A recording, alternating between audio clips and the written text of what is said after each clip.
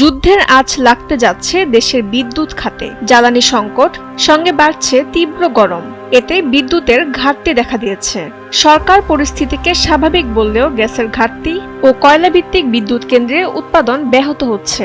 বিদ্যুৎ খাতের কর্মকর্তারা আশঙ্কা করছেন, চাহিদা বাড়ায় সারা দেশে মানুষকে প্রতিদিন 2 থেকে 3 ঘন্টা বিদ্যুৎহীন থাকতে হতে পারে। বর্তমানে বিদ্যুৎ কেন্দ্রগুলোতে প্রতিদিন প্রায় 920 মিলিয়ন ঘনফুট গ্যাস সরবরাহ হওয়ায় দিনে প্রায় 5200 মেগাওয়াট বিদ্যুৎ উৎপাদিত হচ্ছে। তবে বিদ্যুৎ উন্নয়ন বোর্ডের বিশ্লেষণে দেখা যায়, গ্যাস সরবরাহ যদি 800 মিলিয়ন ঘনফুটের নিচে নেমে আসে, তবে উৎপাদন 8500 মেগাওয়াটের নিচে নেমে যেতে পারে। চাহিদা সর্বোচ্চ সময়ে প্রায় 2000 মেগাওয়াট লোডশেডিং হতে পারে।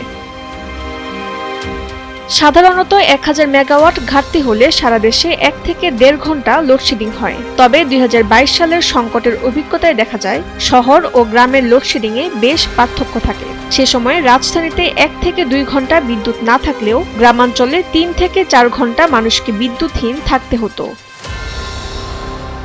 মার্চের শুরুতে দেশে প্রায় 500 মেগাওয়াট লোডশেডিং ছিল। লম্বা ঈদের ছুটিতে বিদ্যুতের চাহিদা কম থাকায় তা কিছুটা কমে এলেও এখন আবারও বাড়ছে লোডশেডিং। এছাড়া আবহাওয়া অধিদপ্তরের পূর্বাভাস বলছে, এপ্রিলে দেশে তাপমাত্রা পৌঁছাতে পারে 40 ডিগ্রি সেলসিয়াসের কাছাকাছি। এতে বিদ্যুতের চাহিদা আরও বেড়ে যাওয়ার শঙ্কা রয়েছে। তাসনিম হোসেন লিয়া, সময়ের আলো।